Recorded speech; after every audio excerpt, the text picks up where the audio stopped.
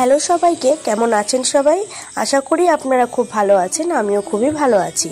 আজকে আপনাদের সঙ্গে শেয়ার করব একটা দারুণ রেসিপি। এই রেসিপিটি তৈরি করতেও যেমন সোজা, খেতেও কিন্তু ঠিক তেমনই মজা।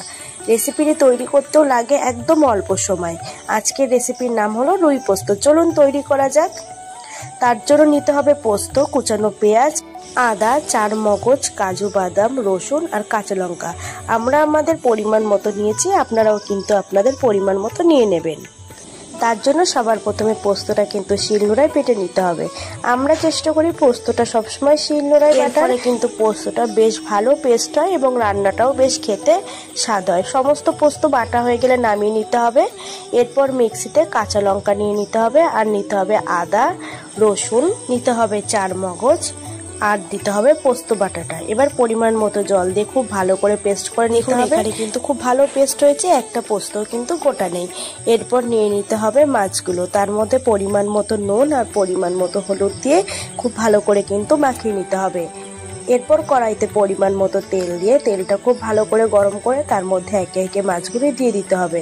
এবার এপিট ওপিট লাল করে ভেজে কিন্তু তুলে নিতে হবে।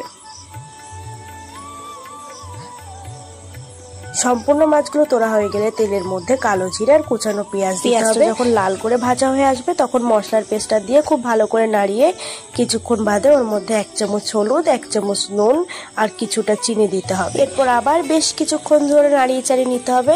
এরপর দিয়ে দিতে হবে সামান্য একটু কাশ্মীরি লঙ্কার গুঁড়ো।